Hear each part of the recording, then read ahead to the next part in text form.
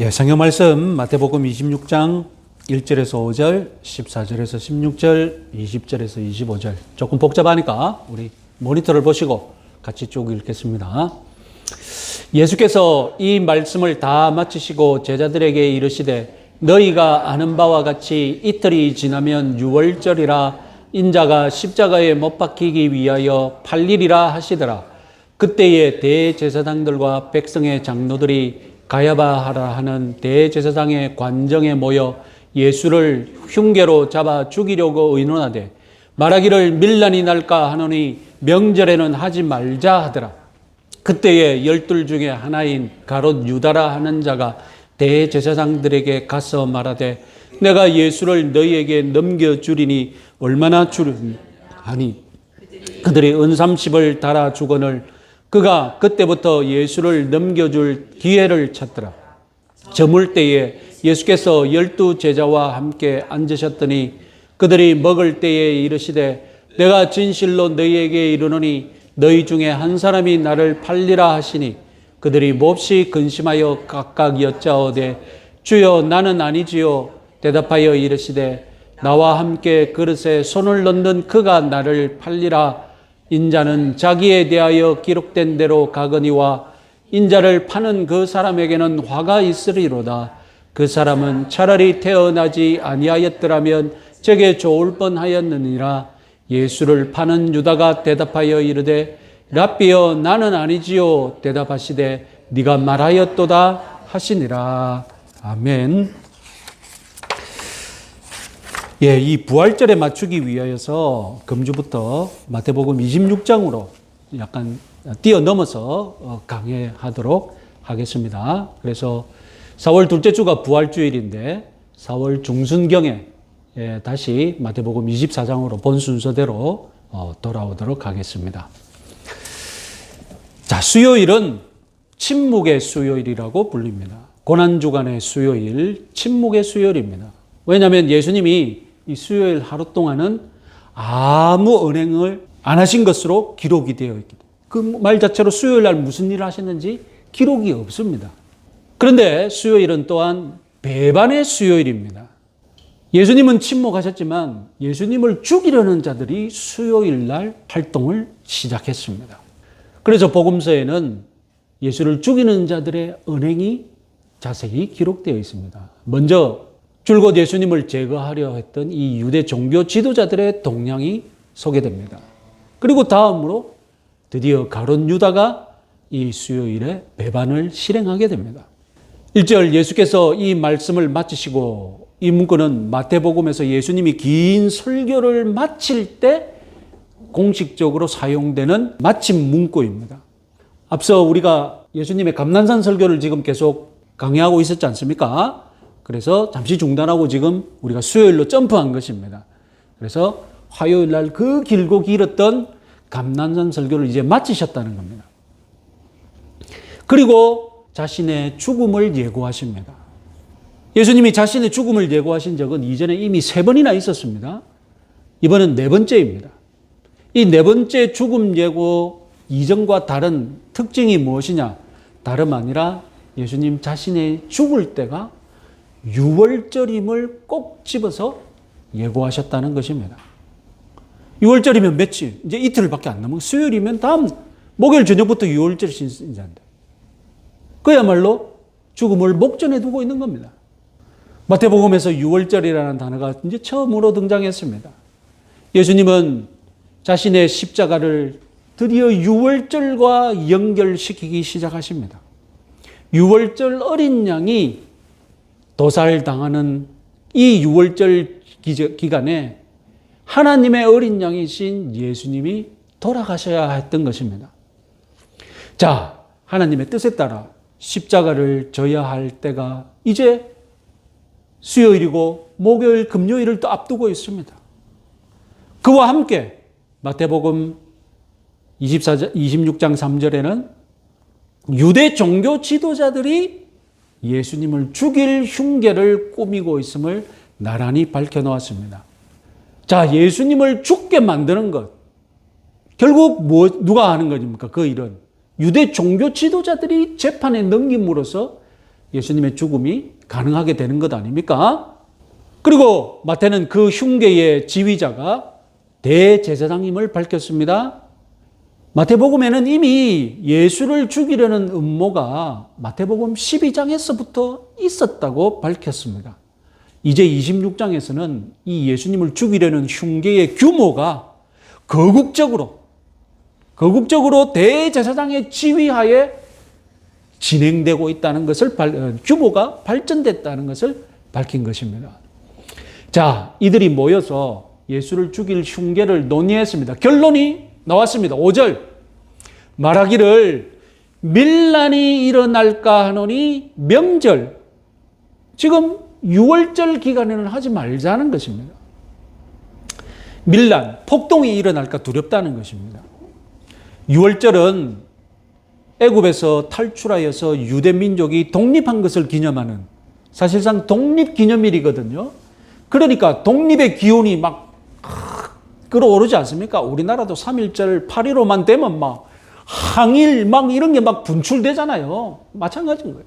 지금 6월절에 유대민족이 지금 로마로부터 지금 지배당하고 있잖아요. 독립 기운이 막 끌어넘치는 거예요. 실제로 주전 4년에 아기 예수 탄생했던 그 해에 헤롯이 죽자마자 6월절 성전에서 폭동이 일어나서 3,000명이 죽임을 당하는 그런 유혈 사태가 있기도 했습니다. 그래서 로마 지도자나 유대 지도자나 6월절이 되면 제일 먼저 강화하는 것이 무엇이겠습니까? 치안. 막 군대가 증설되고 로마 군도 평상시에는 예루살렘에 안 머무는데 6월절 기간이면 저 가이사라에 있던 로마 군대들이 와가지고 막 머무는 거예요. 그래서 오늘날 예루살렘 성에 가면 안토니 요새라는 그곳에서 주둔하면서 6월절에 이 치안을 강화하는 거예요. 그래서 예수님이 6월절 기간에 빌라도에게 재판을 받을 수 있었던 이유는 다름 아니라 빌라도가 6월절 기간에 치안 때문에 와 있었기 때문에. 자, 우리가 고난중환에 일어난 많은 일들이 어떻게 가능한지 그 배경을 하나 무시하는 것이 있는데 바로 5절입니다. 원래 예수를 죽이려는 흉계는 밀란의 우려 때문에 6월절 명절 기간에는 하지 말자고 했다는 겁니다. 즉 오늘날 고난주간에는 예수님을 죽이려고 안 했다는 거예요.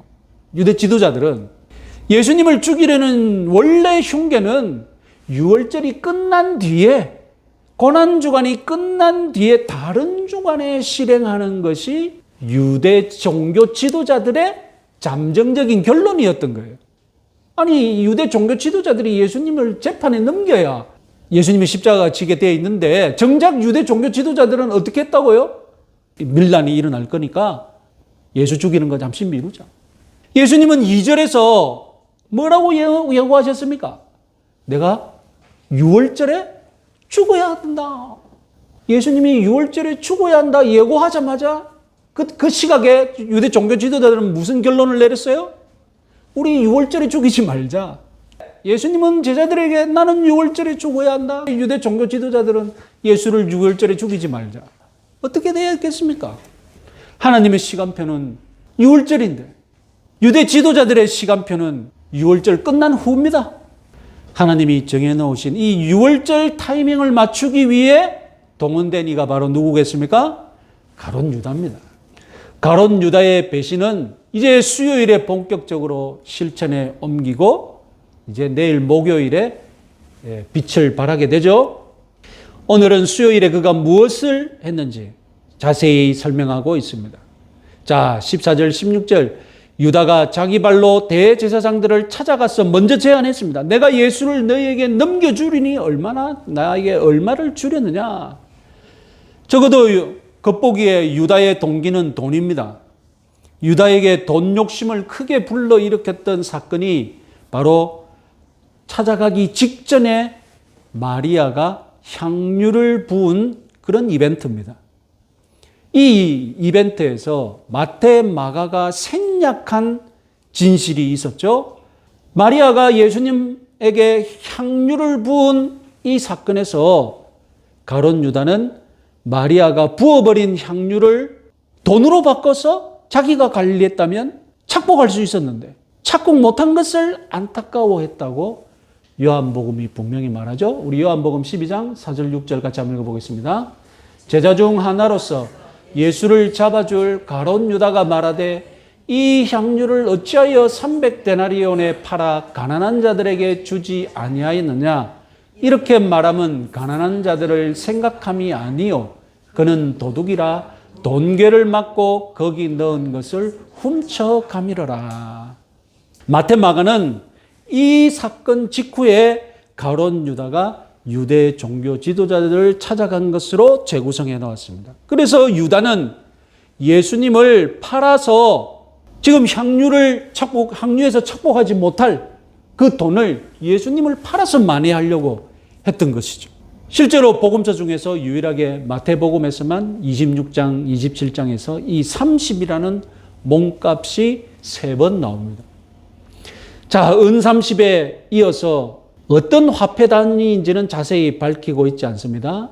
달란트라면 그 크기가 어마어마한 돈이기 때문에 달란트라면 밝혔을 것인데 밝히지 않은 것을 보면 일반적으로 사회에서 유통하는 세겔, 흔한 세겔입니다.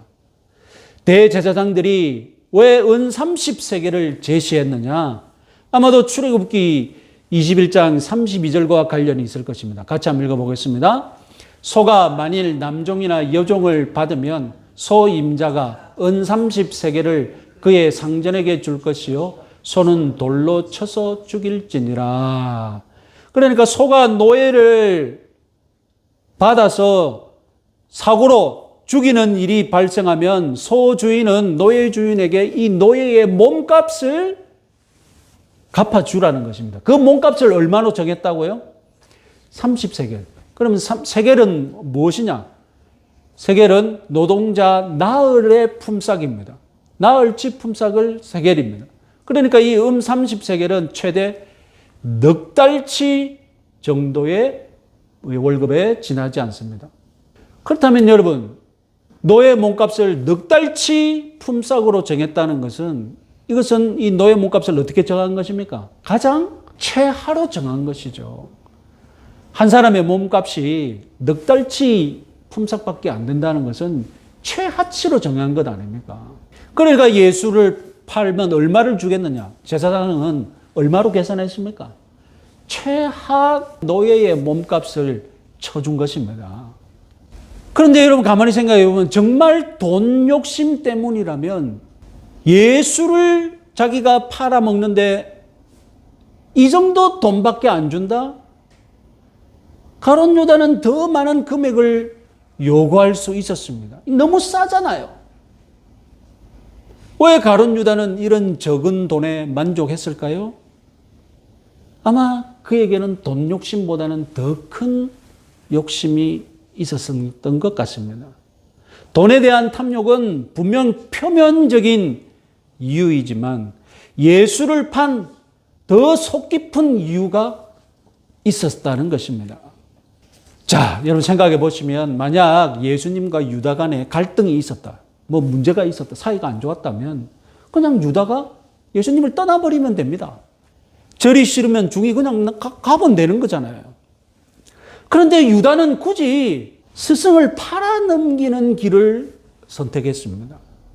자기들이 지금 유다가 예수님을 대적자들에게 넘기면 이 적대자들이 예수님을 죽일 것을 몰랐겠습니까? 예상 못했겠습니까?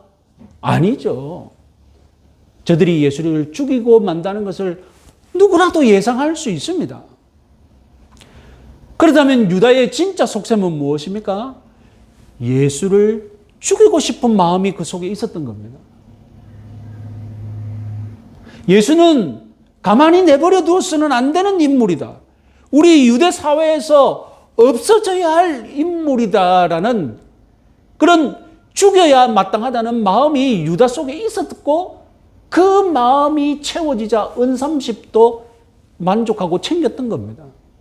왜 가룟 유다는 예수님을 떠나지 않고 예수님을 버려두고 그 길이 아니라 예수님을 굳이 죽이는 길을 선택했을까요? 일반적으로 사람을 죽이고 싶은 마음이 생기는 그 과정이 우리가 흔히들 예상할 수 있지 않습니까? 그리고 우리는 지금 마태복음을 쭉 살펴오면서 제자들 사이에 무슨 갈등이 있었고 제자와 제자들의 생각과 예수님의 생각이 어떤 점에서 차이가 있었는지를 우리는 쭉 강의해 왔습니다. 그러면 유다가 예수를 죽여야 할 인물로 마음을 먹게 한 그 과정, 두 가지로 유추가 가능합니다. 첫 번째는 사기당했다는 피해자의 심정, 피해자의 분노가 있었습니다. 제자들 다수가 예수님이 어떤 분이라고 믿었습니까? 정치적이고 군사적인 독립을 가져올 메시아라고 믿었지 않습니까? 제자들 다수가 예수님과 유대 독립전쟁을 준비하는 마음으로 예수님을 따라다녔습니다. 그리고 예수님도 혁명적으로 해석할 수 있는 발언을 수시로 하셨고요. 그래서 지금 제자들은 예수님과 함께 예루살렘에 가가지고 혁명을 일으켜서 큰 왕국을 세우고 자기들이 예수님 좌우 옆자리에 누가 앉을 것을 다투고 있는 그런 생각을 가지고 있었다니까요. 그런데 예수님이 정작 예수님에 가까울수록 예수님이 자주 했던 말이 무엇입니까? 나는 죽을 것이다.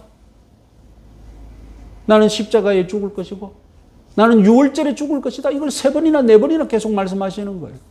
정작 전쟁 준비는 안 하고 결국 이 향유 붓는 마리아가 향유 붓는 이벤트에서 대실망을 했죠. 돈을 못 챙긴 실망도 있죠. 돈을 착복하지 못한 실망감도 있었고 예수님이 마리아가 자기에게 향유를 부은 것을 뭐라고 해석하셨습니까? 내 장례식을, 내 장례를 준비한 것이다. 이러니까 막 돌아버리는 거예요. 아니 혁명을 해야 할 사람이 지금 향유를 붓고 막 내 장례를 준비한 것이다 하니까 받아들여지겠습니까? 완전히 속았다는 절망이 그를 사로잡았습니다. 혁명을 추구하느라 3년간 따라다녔는데 그 3년의 시간이 다 낭비당한 거예요. 낭비한 거예요. 그냥. 그 상실감이 가룟 유다를 사로잡았던 것입니다. 또 다른 요인 하나 더 있습니다. 그건 다름 아니라 차별당했다는 모욕감이 가룟 유다를 사로잡았습니다. 여기서는 어떻게 올까요? 어디서 이 모욕감, 차별당했다는 모욕감을 느꼈을까요? 예수님이 제자 3명을 특별 대우하셨거든요. 누굽니까? 베드로, 야고보, 요한. 이들만 이상한 이벤트를 보여주고 막 데리고 다니시면서 막. 그리고 이 베드로, 야고보, 요한은 좀 겸손하게 그러면 와, 야, 우리가 예수님께 특별 대우 받고 있으니까 우리 다른 제자들 앞에서는 좀 티내지 말자. 여러분 그랬게 했습니까? 아니에요. 갔다 오면 막 예수님이 우리를 이렇게 해주셨네. 우리가 이런 체험을 했다면서 막 변호사에서 예수님 변호하는 거 우리가 다 봤다. 우리가 막 그 모세하고 얘기를 했다. 이가 막 그러니까 막 그 듣는 제자들 입장은 어떻겠어요? 이들은 사람들 앞에 놔놓고 막 제자들 앞에 놔놓고 뭘 얘기합니까? 야, 내가 첫 자리다. 야, 내가 예수님 좌우편에 앉을다. 당연한 분위기가 당연한 거예요. 그렇게 해도 되는 분위기인 거예요. 그런데 여러분, 예수님 공동체에서 회계를 책임지고 돈을 받고 있는 이 중요한 직책은 누가 차지하고 있습니까? 누가 맡고 있습니까? 유다가 맡고 있잖아요. 그러면 못해도 이 3명만큼 자기도 어떻게 해야 됩니까? 자기도 들어가야죠. 못해도. 제1의 관심을 못 받는다면 적어도 이들만큼 이 그룹에 들어갈 수 있어야죠. 유다는 충분히 차별당한다, 섭섭하다. 그리고 이들이 자랑할 때마다 나는 그렇지 못한 것에 대해서 모욕감을 느꼈을 것입니다. 자, 여러분 이제 왜 가룟 유다가 예수님을 죽여야 한다는 그 심정에까지 이르렀는지 좀 감이 잡히십니까? 먼저는 사기당했다는 그 분노, 짓누를 수 없는 분노, 3년간 낭비당했다는 그 상실감, 거기에 사로잡혔죠. 그리고 자신을 차별한다는, 일한 만큼, 주님께 헌신한 만큼 주님이 나를 사랑해 주지 않는다는 그 차별당한다는 그 모욕감, 그 더해져 가지고 결국은 어떻게 됩니까? 이런 랍비라면 이 사회에 존재해서는 안 된다. 왜? 나 같은 피해자가 계속 생길 거니까.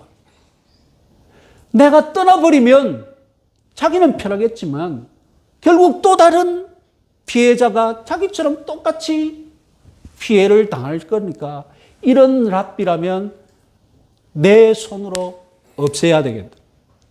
그렇게 결심을 했던 것입니다. 그리고 그 결심한 대로 실행을 했던 겁니다. 은 30은 부수적인 수입이고 돈까지 벌고, 그리고 가룟 유다는 이제 예수님을 조용히 넘길 기회를 노리게 되었던 것입니다. 자, 중간 정리를 해보자면 예수님은 하나님이 정해놓으신 십자가의 타이밍 언제라고 예고하셨습니까? 6월절이다. 분명히 이 6월절 기간에 나는 십자가를 져야 한다고 분명히 예고하시고 선포하셨습니다. 그런데 정작 예수님을 재판에 넘겨야 할 유대 지도자들은 어떻게 잠정적으로 결론을 내렸습니까? 예? 이 6월절 명절 기간에는 예수를 건드리지 말자. 밀란이 일어날 거니까 건드리지 말자. 자, 부딪혔어요. 그런데 이 부딪힌 것을 누가 해결해 줍니까? 가룟 유다가 나타나서 지금 언제 이 타이밍이 엇갈리고 있는 것을 가룟 유다가 이제 무엇인가 해결해 주려고 합니다. 이제 타이밍은 누구 손에 달렸습니까? 가룟 유다가 이때다 하고 유대 종교 지도자들에게 알려지는 그 순간 그것이 예수님이 죽는 타이밍이 되어버리죠. 이제 예수님이 6월절에 죽어야 한다. 유대 종교 지도자들이 6월절에는 죽이지 말자. 이 타이밍이 누구의 손에 넘어갔습니까? 이제 가룟 유다가 이때다 하는 순간 결정되게 된 것입니다. 자, 그러면 가룟 유다가 언제 결정했는가? 가룟 유다가 치밀하게 생각을 해가지고 예수님의 이런 것만 생각해보니까 치밀하게 준비를 해가지고 이때다 하고 결정을 했는가? 아시다시피 목요일 저녁 6월절 만찬, 흔히 최후의 만찬이라고 알려진 그 자리에서 가룟 유다는 예수님과 대화를 나누고 그리고 그 자리를 떠나자마자 이제 겟세마네 동산으로 갈 것을 알고 겟세마네 동산이라고 알려주고 주게 됩니다. 그러면 유다가 치밀하게 틈을 노린 결과 예수님을 빨리 체포당하게 하려고 다음날 6월절 새벽 그 겟세마네라고 알려주었느냐? 성경을 자세히 보면 유다가 이 6월절 타이밍을 결정한 그 뒤에는 진짜로 따로 결정적인 원동력이 있었다는 것입니다. 마지막으로 오늘 보면 마태복음 26장 20절에서 25절 한번 보겠습니다. 여러분, 유다를 염두에 두고 이 최후의 만찬장 분위기를 잘 생각해 보십시오. 21절에서 배신자 이야기는 예수님이 먼저 꺼내셨습니다. 이전에도 예수님은 자신이 팔려갈 것이다 라고 예고하신 적이 있습니다. 앞서 3번이나 자기 죽음을 예고하셨을 때. 그런데 누가 팔 것인지는 말씀 안 하셨는데 이 최후의 만찬석상에서 예수님은 배신자가 이 가운데 있다. 너희들 중에 하나가 나를 팔 것이다 라고 분명하게 이제 말씀하셨습니다. 심지어 가룟 유다 자신도 이틀 전까지는 자신의 배신을 예상 못했을 것입니다. 22절 제자들의 반응을 보니 주여 나는 아니지요. 제자들은 주여 누구입니까? 이렇게 묻지 않고 주여 나는 아니지요 라고 반응을 했습니다. 왜 그럴까요? 예수님이 이 사람을 꿰뚫어 본다는 걸 제자들이 알고 있거든요. 예수님은 지금 예지력을 가지고 누구인지 다 알고 말씀하시는 것이라고 제자들이 알고 있거든요. 그러면 제자들 걱정이 무엇이냐? 아니, 나를 예수님 팔자로 예수님이 잘못 알고 계신 건 아닐까? 나는 그럴 생각이 없는데 예수님이 나를 팔자로 잘못 알고 계신 것이 아닐까? 그러니까 제일 먼저 뭐라고 말합니까?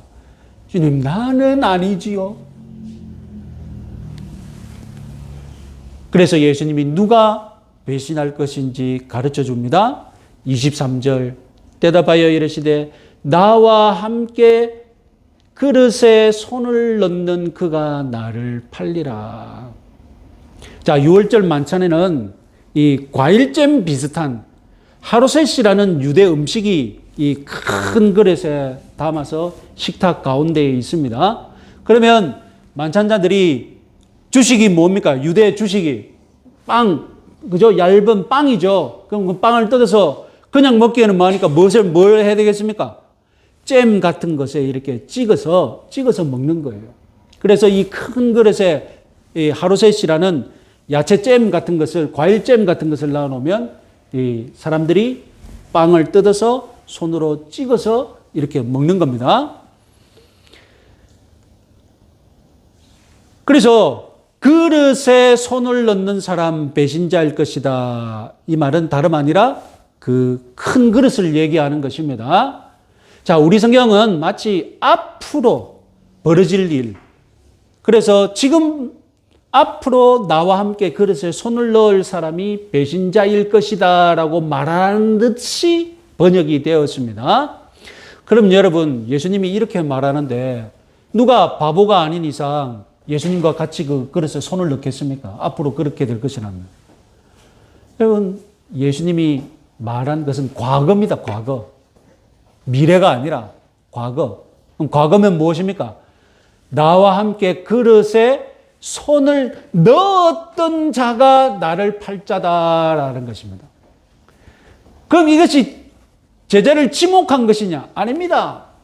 이거 역시 모호한 것입니다. 왜냐하면 이미 예수님과 12제자는 다 함께 그 그릇에 손을 넣었기 때문입니다. 그러니까 예수님이 뭔가 한꺼풀 베끼듯이 무엇인가 단서를 주는 것 같았지만 그 단서를 자세히 생각해 보면 역시 뭡니까? 역시 그냥 12제자인 거예요. 12제자 중에 여전히 한 명인 거예요. 예수님이 이렇게 계속해서 애매모호하게 말씀하시는 이유는 무엇입니까? 그러면서도 점점 무엇인가 좁혀져 가는 듯한 분위기를 조성하는 것은 무엇 때문에 그렇게 하시겠습니까? 다름 아니라 유다를 자극하기 위함입니다. 유다를 압박하기 위함입니다. 예수님은 유다에게 무언의 소리를 지금 말씀하고 계십니다. 네가 팔 것을 나는 안다. 네가 팔 것을 나는 아는데 내가 지금 계속 밝히기를 지금 머뭇거리고 있다. 예수님만 알고 계신 배신자 유다에게 24절 경고하셨죠? 인자는 자기에 대하여 기록된 대로 간다. 나는 내가 예고했던 대로 6월절에 십자가에서 죽을 길을 갈 것이다. 그리고 유다에게는 뭐라고 합니까? 인자를 파는 그 사람에게는 화가 있으리로다. 그 사람은 차라리 태어나지 아니하였더라면 제게 좋을 뻔하였느니라. 유다가 지금 결심한 것이 무엇입니까? 예수라는 랍비는 태어나서는 안 될 생명이었다라고 생각한 거 아닙니까? 그래서 이 예수라는 작자는, 예수라는 랍비는 없어져야 한다. 이 사회에서 없어져야 한다라고 지금 생각하고 있지 않습니까? 그런데 예수님은 아니다. 나를 팔자 그 사람이 차라리 태어나지 않았더라면 더 좋았을 것이다. 너야말로 이 세상에서 없었어야 할 생명이었다. 그 소리를 듣고 대담하게 유다는 25절에서 다른 제자들처럼 랍비여 나는 아니지요 라고 예수님께 질문을 했습니다. 보통 강심장이 아니죠. 앞서 다른 제자들은 주님 나는 아니지요 라고 했는데 유다는 랍비여 나는 아니지요 라고 대답합니다. 마태복음에서 가룟 유다는 절대 예수님을 주님이라고 부르지 않습니다. 선생님, 랍비요. 다른 제자들은 다 주님이라고 부르는데 유다는 랍비요라고 부릅니다.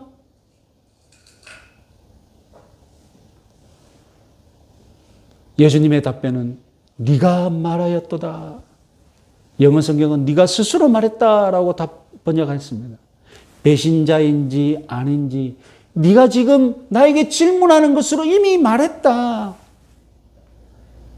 유다만 알 수 있는 방법으로 예수님이 말씀하셨죠? 마태, 마가, 누가 모두 이후에 무슨 일이 벌어졌는지는 기록하지 않습니다. 요한복음을 보면 유다가 곧 이 자리를 떴다고 기록하고 있습니다. 유다는 깜짝 놀랐던 겁니다. 설마 했는데 예수님에서 말씀에서 느껴지는 분위기는 무엇입니까? 진짜 자기가 배신자인 줄 알고 계신 거예요. 그러면 유다에게 남은 선택은 하나뿐입니다. 뭡니까? 회개하든지 이 자리에서 잘못했다고 빌든지 아니면 이 자리를 떠서 진짜로 자기 계획대로 밀고 나가든지. 그런데 유다는 무엇을 선택했습니까? 이 랍비를 한시라도 빨리 팔아버려야 되겠다. 그래서 여러분 잘 아시다시피 만찬장을 뛰쳐나간 가룟 유다는 제사장에게 달려가서 아마 겟세마네 동산에서 오늘 머물 것입니다. 밤을 거기서 보낼 것입니다. 거기서 체포합시다. 알려줘서 군대를 끌고 겟세마네 동산에 가죠. 여러분 깜짝 놀랄 사실이 무엇입니까? 우리는 유다가 배신자로서 예수님 뒤통수 친 것으로 압니다. 뒤통수 쳤다는 것은 몰랐을 때 하는 일 아닙니까? 내가 모르고 있는데 뒤통수 맞는 거잖아요. 그런데 예수님은 뒤통수 맞은 것이 아니죠. 예수님은 다 준비하고 계셨습니다. 그리고 예수님이 이 만찬에서 유다에게 최후의 기회를 주셨습니다. 유다를 몰고 압박하죠. 막다른 골목으로 유다를 몰고 갑니다. 그래서 최후의 기회를 주신 거예요. 이 기회를 걷어차버리면 유다는 이제 예수님을 죽이러 뛰쳐나갈 수밖에 없는 그 막다른 골목으로 예수님이 유다를 몰고 가신 겁니다. 가룟 유다가 치밀하게 준비해서 배신의 타이밍을 다 계획대로 결정했다? 아닙니다. 가룟 유다의 배신 타이밍은 우발적인 것이었습니다. 가룟 유다의 입장에서 보면 예수님이 막 압박해 오니까 막 계획에 없던 결정을 내린 거예요. 그것은 가룟 유다에게서는 우발적인 것이었지만 예수님 입장에서는 예수님이 일부러 작정하시고 압박하고 몰고 가신 것이죠. 예수님은 앉아서 당하고만 있으셨지 않으셨습니다. 오히려 유다가 결단을 내리도록 만찬 자리를 뛰쳐나가서 유대 지도자에게 달려가도록 압박하신 것입니다. 자, 다시 질문해 보겠습니다. 이제 말씀을 정리할 때가 됐는데 예수님을 6월절에 파는 이 타이밍 누가 결정했습니까? 유다가 그 타이밍을 잡도록 예수님이 유다를 몰아가신 것이죠. 결국 유다는 예수님을 버리고 유대 지도자를 선택하게 되었습니다.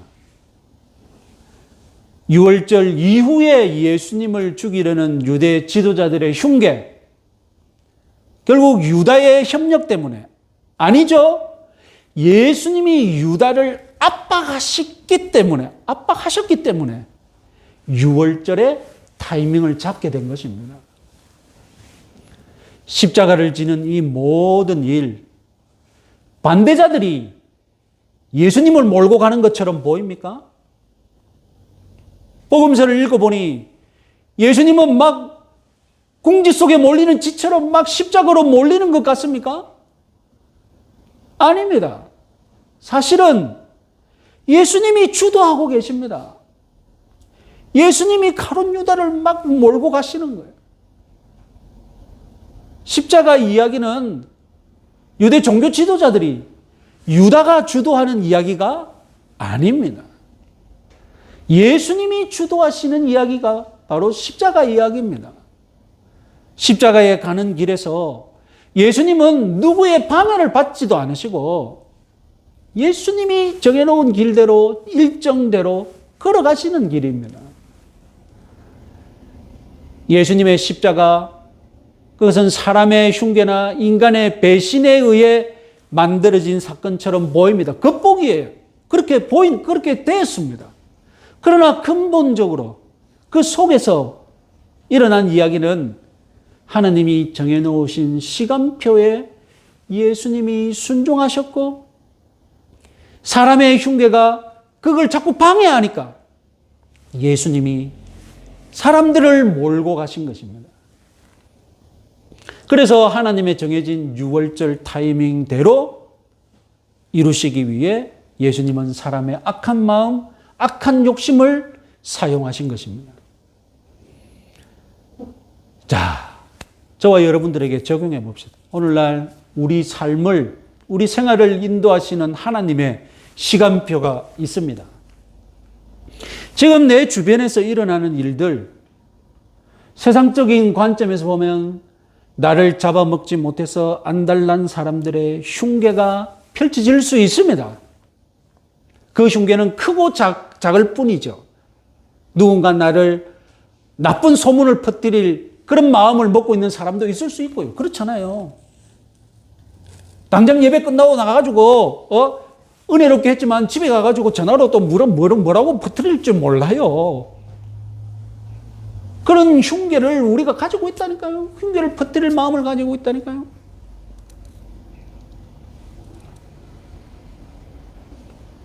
내 주위의 삶은 배신이 판을 치는 것처럼 보입니다. 과연 하나님은 나를 이 삶 속에서 인도하고 계실까요? 인간의 흉계와 배신이 활개를 치는 이 세상사를 보시고 하나님은 우리에게 말씀하십니다. 내가 정한 시간표가 있다. 나는 너에게 유월절의 시간표를 정해놨다. 그러면 너는 유월절 그 시간표대로 살아갈 것이다.